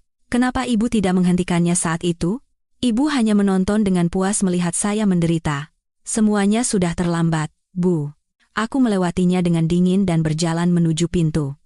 Raungan dan permohonan mereka terus terdengar di belakangku, tetapi aku tidak pernah menoleh sekalipun. Pintu kayu berat rumah utama itu tertutup dengan keras di belakangku. Itu adalah suara yang secara resmi menutup babak tergelap dalam hidupku. Di luar, langit cerah dan tinggi. Aku menarik napas dalam-dalam. Udara segar masuk hingga ke paru-paru. Akhirnya, aku benar-benar bebas.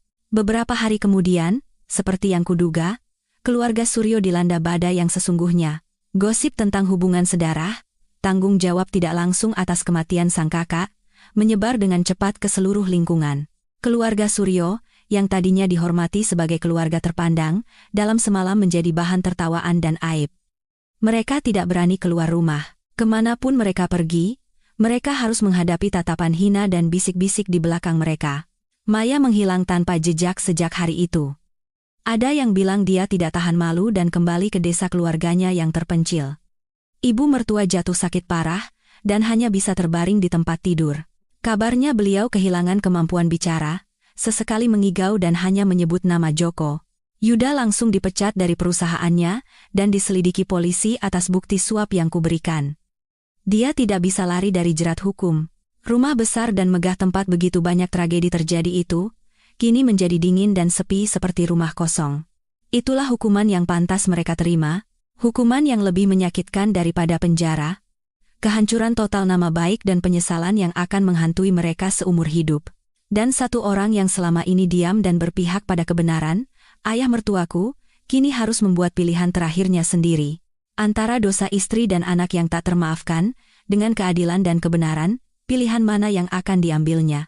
Setelah badai dahsyat itu berlalu, rumah keluarga Suryo menjadi sunyi dan dingin seperti reruntuhan. Kehancuran itu bukan hanya datang dari luar, seperti cemoohan dan hinaan orang-orang, itu berasal dari dalam, dari hilangnya kepercayaan dan putusnya ikatan darah. Orang-orang yang pernah terikat oleh darah kini menjadi asing satu sama lain, bahkan menjadi musuh. Bapak Hartono mungkin adalah orang yang menanggung penderitaan terbesar dan terlama. Beliau harus menghadapi kebenaran kejam tentang istri dan putranya, sekaligus memikul tanggung jawab berat sebagai kepala keluarga untuk membersihkan puing-puing dosa yang tidak dilakukannya. Seminggu setelah hari selamatan yang menentukan itu, Bapak Hartono datang menemuiku. Beliau tampak jauh lebih tua dan kurus. Seolah-olah dalam beberapa hari saja, usianya bertambah 10 tahun. Rambutnya yang mulai memutih kini sepenuhnya perak, dan matanya yang cekung dipenuhi kelelahan dan kesedihan yang tak terselubung. Beliau tidak berani masuk ke dalam rumah, hanya berdiri di depan gerbang dan berkata dengan suara serak, "Anissa, Bapak datang untuk meminta maaf. Sebagai seorang ayah dan suami, Bapak telah gagal. Bapak yang salah karena membiarkan tragedi ini terjadi." Melihatnya, aku merasakan simpati yang mendalam. Pria yang telah hidup dalam kesabaran seumur hidupnya ini harus menanggung tragedi yang begitu besar di usia senjanya. "Bapak, ini bukan salah Bapak. Saya tidak pernah menyalahkan Bapak. Ini salah Bapak." Bapak Hartono menggeleng. Suaranya pahit. "Bapak terlalu lemah, membiarkan ibumu berbuat sesukanya. Bapak tidak bisa melindungi kalian. Tidak bisa melindungimu. Bahkan tidak bisa melindungi Yuda dari cinta buta ibunya. Sekarang, semua sudah tidak bisa diubah. Saya sudah memutuskan." "Memutuskan apa, Pak?" tanyaku cemas, takut beliau akan berbuat nekat. "Bapak akan menjual rumah itu. Dan semua harta keluarga akan Bapak bagi menjadi 3.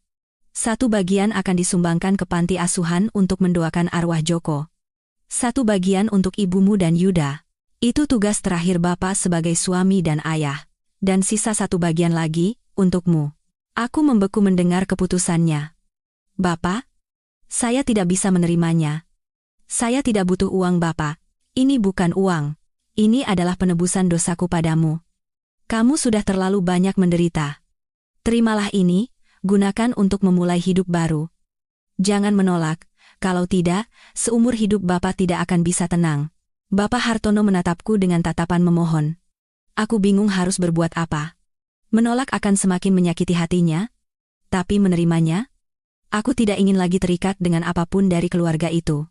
Saat aku ragu, ibu keluar dari dalam rumah. Beliau telah mendengar semua percakapan kami dari ambang pintu. Ibu mendekat, memegang tanganku erat, dan berkata kepada Bapak Hartono. Suara ibu tenang namun tegas. "Bapak, terima kasih banyak atas niat baiknya, tapi uang itu tidak bisa kami terima. Anissa kami masih muda dan sehat. Dia bisa hidup dengan baik dengan hasil jeripayahnya sendiri. Uang itu, silakan Bapak gunakan untuk masa tua Bapak, dan untuk keperluan yang lebih mendesak." Suara ibu tidak mengandung dendam atau celaan. Hanya ada pengertian dan toleransi mendalam yang hanya dimiliki oleh orang yang telah melewati banyak badai kehidupan. Bapak Hartono menatap ibu dan aku bergantian. Matanya yang tua berkaca-kaca. "Ibu, saya benar-benar telah berbuat salah besar pada kalian berdua. Yang sudah berlalu, biarlah berlalu. Pak, hidup dengan dendam hanya akan menyusahkan diri sendiri. Kita semua sudah tidak muda lagi. Lebih baik sisa hidup kita jalani dengan tenang. Bukan?" kata ibu dengan lembut. Percakapan itu berakhir dalam keheningan yang penuh empati. Bapak Hartono tidak lagi memaksa kami. Beliau pamit kepada orang tuaku dan berbalik pergi dengan lesu. Melihat punggungnya yang bungkuk menghilang di ujung gang, aku tiba-tiba sadar. Dalam pertarungan kejam ini, tidak ada pemenang sejati. Aku, Yuda, Maya, Nyonya Puspita, dan Bapak Hartono, kami semua adalah korban yang menanggung penderitaan dan kehilangan masing-masing. Beberapa bulan kemudian, aku mendengar kabar bahwa Yuda divonis 3 tahun penjara dengan masa percobaan 5 tahun atas tuduhan penggelapan dan suap, hukuman yang ringan untuk kejahatannya. Mungkin berkat usaha keras Bapak Hartono. Rumah utama keluarga Suryo telah dijual, dan ibu mertua serta Bapak Hartono pindah ke sebuah rumah sederhana di pinggiran kota. Nyonya Puspita, setelah sakit parah, kondisi mentalnya tidak lagi stabil, kadang-kadang bahkan tidak mengenali anaknya sendiri. Mungkin, bagi dia yang telah melakukan begitu banyak dosa, lupa adalah sebuah anugerah. Bapak Hartono dengan sabar merawat istrinya yang sakit, menjalani sisa hidupnya dengan tenang. Hidupku juga perlahan mulai stabil. Aku membuka sebuah toko bunga kecil di dekat rumah. Tidak terlalu sibuk, tetapi pekerjaan itu memberiku kebahagiaan dan kedamaian. Kesedihan karena kehilangan anak-anakku masih ada di sudut hati, tetapi aku belajar untuk hidup bersamanya. Mengubah kesedihan menjadi kekuatan untuk hidup lebih baik, lebih berarti, agar anak-anakku di surga bisa bangga pada ibunya. Suatu senja, seorang tamu istimewa datang ke toko bungaku. Yuda, masa percobaannya baru saja berakhir. Dia lebih kurus dan kulitnya lebih gelap, tetapi sorot matanya tidak lagi lemah. Sebaliknya, terasa ketenangan dan kedewasaan. Dia berdiri di hadapanku, tanpa kata meletakkan sebuah pot anggrek bulan putih di atas meja kasir. Untuk siapa? Mas? Tanyaku, berusaha terdengar biasa saja. Yuda menggeleng. Untukmu. Untuk minta maaf. Dia mengangkat kepala, menatap lurus ke mataku. Sesuatu yang tidak pernah bisa dilakukannya selama bertahun-tahun. Anissa, aku tahu apapun yang kukatakan sekarang sudah terlambat. Tapi aku ingin mengatakannya. Aku benar-benar minta maaf. Aku adalah suami yang buruk, ayah yang buruk, dan manusia yang mengerikan. Aku tidak akan memintamu untuk memaafkan. Aku hanya berharap kamu hidup dengan baik. Aku menatapnya. Perasaan yang tak terlukiskan muncul di hatiku. Bukan benci, bukan juga kasihan, hanya rasa tenang yang aneh. Saya sudah memaafkan semuanya, semua orang, termasuk diri saya sendiri. Hiduplah dengan baik juga, Mas. Yuda mengangguk. Matanya memerah. Tanpa pamit, dia berbalik dan pergi. Aku memandangi punggungnya hingga benar-benar hilang di antara kerumunan. Angin sepoi-sepoi meniupkan aroma anggrek yang lembut. Masa lalu, akhirnya, benar-benar telah berakhir. Babak baru dalam hidupku telah resmi dimulai. Tetapi hidup selalu punya kejutan tak terduga. Aku tidak tahu. Di suatu sudut masa depan, sebuah pertemuan lain menantiku. Sebuah pertemuan yang akan sekali lagi mengubah takdirku sepenuhnya. Hidupku mengalir tenang seperti sungai setelah banjir bandang. Toko bunga Anissa menjadi sumber kebahagiaan dan penghidupanku. Setiap hari merawat bunga-bunga berwarna-warni, mendengarkan kisah suka duka para pelanggan, aku menemukan kedamaian dalam hal-hal yang sederhana. Aku tidak lagi terikat pada masa lalu, aku tidak membiarkan dendam dan luka menggerogoti hatiku. Aku belajar memaafkan. Bukan karena orang-orang yang menyakitiku pantas dimaafkan, tetapi karena jiwaku pantas mendapatkan ketenangan. Waktu berlalu, 2 tahun telah lewat. Aku yang sekarang adalah orang yang sama sekali berbeda, lebih kuat, lebih mandiri, dan tahu cara mencintai diri sendiri. Aku juga punya banyak teman baru. Kami bepergian bersama, melakukan kegiatan sosial, membantu sesama yang membutuhkan. Aku merasa hidupku begitu berarti dan penuh. Suatu akhir pekan, saat melakukan kegiatan sukarela di sebuah panti asuhan di desa terpencil, aku tanpa sengaja bertemu kembali dengan seseorang. Seseorang yang tidak pernah kusangka akan kutemui lagi dalam situasi seperti ini. Kakak iparku dulu. Maya. Tidak ada lagi jejak kemewahan dan keangkuhan masa lalunya. Dia mengenakan baju kurung sederhana, rambutnya dipotong pendek, dan wajahnya tanpa riasan justru memancarkan ketenangan dan kedamaian yang aneh. Dia bekerja di sana sebagai sukarelawan, merawat anak-anak yang kurang beruntung. Kami bertemu secara tidak sengaja di halaman panti, keduanya membeku, udara di sekitar kami seketika menjadi canggung. Dia yang pertama kali memecah keheningan. Anissa, benar kamu Dik? Aku mengangguk pelan. Iya, Mbak. Kenapa Mbak ada di sini? Maya tersenyum tipis. Bukan lagi senyum munafik atau sinis. Senyum tulus yang entah kenapa terlihat sedih. Aku datang untuk menebus dosaku. Dia menceritakan segalanya. Setelah diusir dari keluarga Suryo, dia mengembara kemana-mana dalam rasa bersalah dan penyesalan. Berkali-kali dia berpikir untuk bunuh diri, tetapi secara kebetulan menemukan penebusan dalam senyum polos anak-anak malang di tempat ini. Dia memutuskan untuk menghabiskan sisa hidupnya di sini, berbuat baik, merawat anak-anak, dan memohon pengampunan kepada orang-orang yang telah disakitinya. Dik, aku tahu aku tidak pantas dimaafkan. Mata Maya berkaca-kaca. Aku telah melakukan dosa yang sangat besar. Menyakitimu. Dan secara tidak langsung menyebabkan kematian Mas Joko. Aku adalah iblis berwujud manusia. Aku menatapnya. Tidak ada lagi kebencian di hatiku. Anehnya, yang kurasakan adalah iba. Setiap orang bisa salah jalan. Yang penting adalah apakah ada keberanian untuk kembali. Mbak sudah membayar harga atas dosa Mbak. Hiduplah dengan baik untuk sisa hidup Mbak. Maya menatapku dengan mata yang bercampur antara keterkejutan dan rasa terima kasih. Terima kasih Dik. Terima kasih banyak. Kami tidak berkata apa-apa lagi. Keheningan saat itu memiliki makna yang lebih dalam dari ribuan kata. Aku tahu, dia telah benar-benar menyesal dan berubah. Dan aku pun telah benar-benar memaafkannya. Pertemuan tak terduga itu membuatku banyak merenung tentang pengampunan, toleransi, dan lika-liku kehidupan yang aneh. Ada orang yang setelah jatuh bisa bangkit dan berjalan menuju cahaya, dan ada pula yang terus terbenam dalam kegelapan egoisme dan dosa. Beberapa minggu kemudian, sebuah telepon dari nomor tak dikenal masuk. Di seberang sana, terdengar suara yang kukenal namun ragu-ragu. Anissa, ini aku. Yuda, jantungku berdebar. Sudah sangat lama tidak ada kontak. Ada apa? Tanyaku setenang mungkin. Ibu. Ibu meninggal dunia. Suara Yuda pecah oleh isak tangis. Aku terdiam. Nyonya Puspita meninggal? Kapan? Tadi pagi. Beliau pergi dengan tenang. Sebelum pergi, beliau berpesan untuk memberitahumu. Beliau sangat menyesal dan minta maaf padamu. Aku diam. Hatiku campur aduk. Ada kesedihan, iba, dan sedikit rasa lega. Akhirnya, semua dendam dan kebencian seolah lenyap ke udara bersama almarhumah. Aku akan datang. Kataku tegas. Pemakaman ibu mertuaku berlangsung sederhana, tidak ada kerabat yang ramai atau teman dekat, hanya beberapa tetangga dan ayah dan anak itu yang hadir. Aku menyalakan dupa di depan fotonya, wajah wanita yang pernah cantik dan cerdas itu kini hanya bayangan samar di foto yang pudar.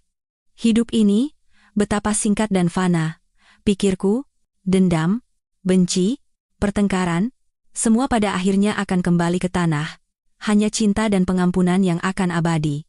Setelah pemakaman, Yuda berkata padaku, Anissa, aku akan segera pergi. Kemana? Ke tempat yang sangat jauh. Memulai hidup baru. Aku tidak bisa lagi di sini. Terlalu banyak kenangan pahit dan dosa di tempat ini. Aku mengangguk. Jaga dirimu baik-baik. Terima kasih, kamu juga. Kamu harus bahagia. Kami saling menatap untuk terakhir kalinya. Tidak ada janji, tidak ada penyesalan, begitulah, Yuda pergi. Dia memilih jalannya sendiri untuk menebus kesalahan masa lalunya. Entah kemana jalan itu akan membawanya, kuharap di suatu tempat di dunia ini dia akan menemukan kedamaian jiwa. Semuanya seolah benar-benar berakhir. Masa lalu telah tertutup sepenuhnya, tetapi hidup sekali lagi mengujiku. Sebuah kebenaran lain, sebuah rahasia yang lebih besar yang berhubungan langsung denganku dan anak-anakku yang hilang, terungkap secara tak terduga. Dan kali ini, bukan berasal dari keluarga Suryo, melainkan dari masa lalu ibuku yang tidak pernah ku ketahui. Waktu mengalir seperti sungai yang menyembuhkan luka. Toko bungaku semakin terkenal, hingga aku harus mempekerjakan 2 karyawan lagi. Hidupku sibuk, tetapi penuh dengan kegembiraan dan makna. Aku hampir melupakan penderitaan masa laluku, memilih untuk hidup di masa sekarang dan menatap masa depan. Suatu hari, seorang wanita paruh baya yang tidak kukenal datang ke toko bungaku. Usianya sepantaran dengan ibuku, penampilannya elegan dan berkelas. Entah kenapa wajahnya terasa akrab, tapi aku tidak ingat di mana pernah melihatnya.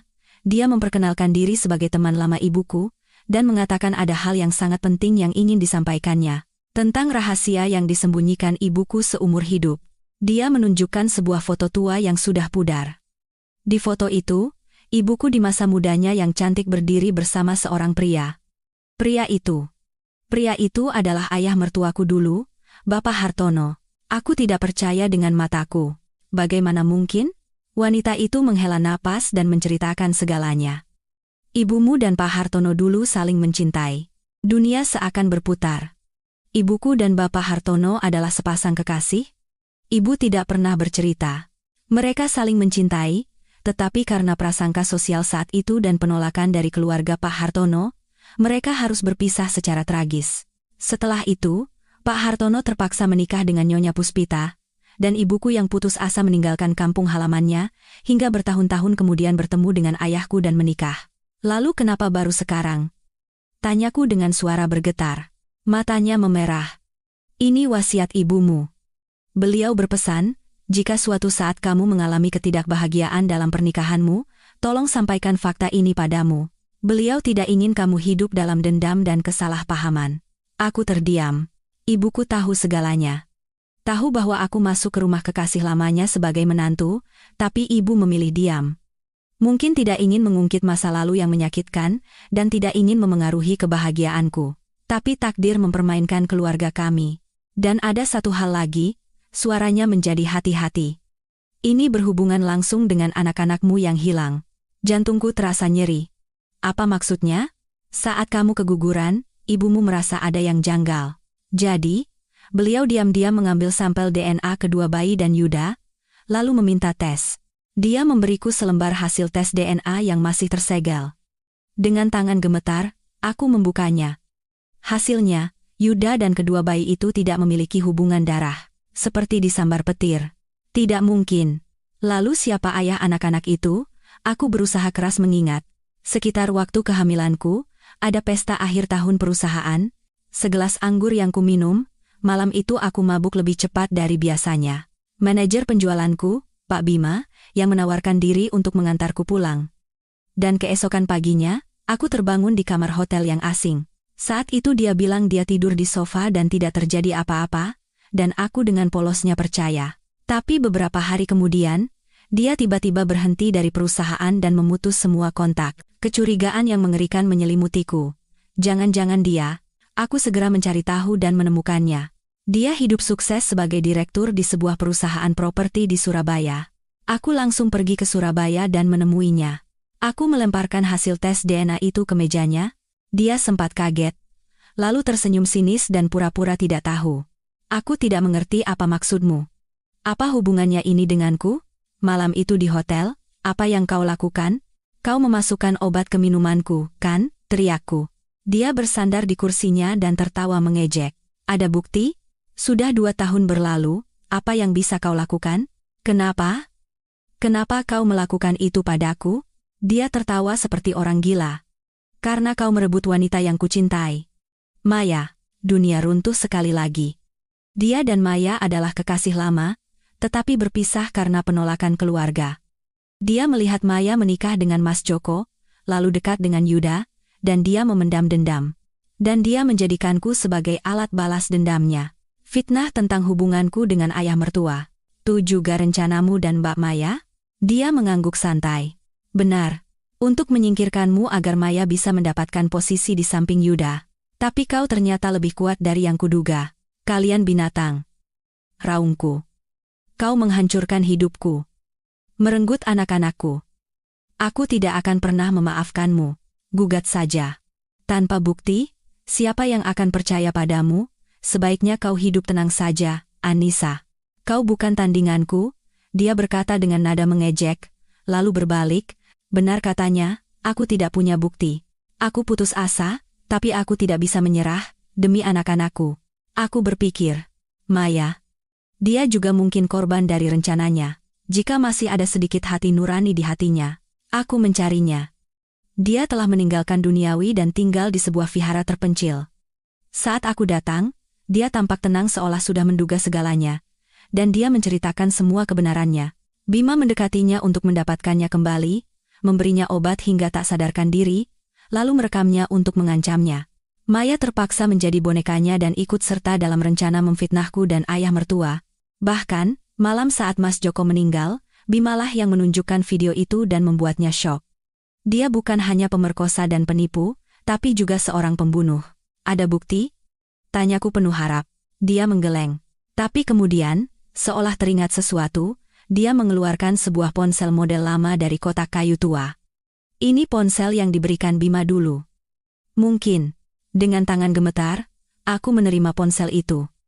Untungnya tidak ada kata sandi. Dan di dalam kotak pesan, aku menemukan bukti yang menentukan. Pesan-pesan yang dikirimkannya kepada seorang teman, membanggakan rencana kejahatannya yang sempurna. Dia telah mencatat sendiri dosa-dosanya. Aku menggenggam ponsel itu erat-erat. Akhirnya, aku mendapatkan senjata untuk menegakkan keadilan. Aku dan Maya saling berpandangan. Kami memutuskan untuk melawan kejahatan bersama. Dengan bukti-bukti yang jelas itu, Bima ditangkap di bandara saat mencoba melarikan diri ke luar negeri. Dia akhirnya mengakui semua kejahatannya dan divonis hukuman penjara seumur hidup. Setelah persidangan selesai, Maya memutuskan untuk tetap di vihara, menghabiskan sisa hidupnya untuk menebus dosa. Aku menjual toko bunga dan rumahku. Dengan uang itu, aku mendirikan sebuah yayasan amal bernama Yayasan Harapan. Untuk membantu para wanita yang menderita karena kekerasan dalam rumah tangga dan pengkhianatan sepertiku. Aku menemukan makna dan kebahagiaan hidup dalam pekerjaan baruku. Suatu hari, sepucuk surat datang dari Yuda. Dia tinggal di sebuah desa terpencil di pegunungan, bekerja keras memulai hidup baru. Dia membaca berita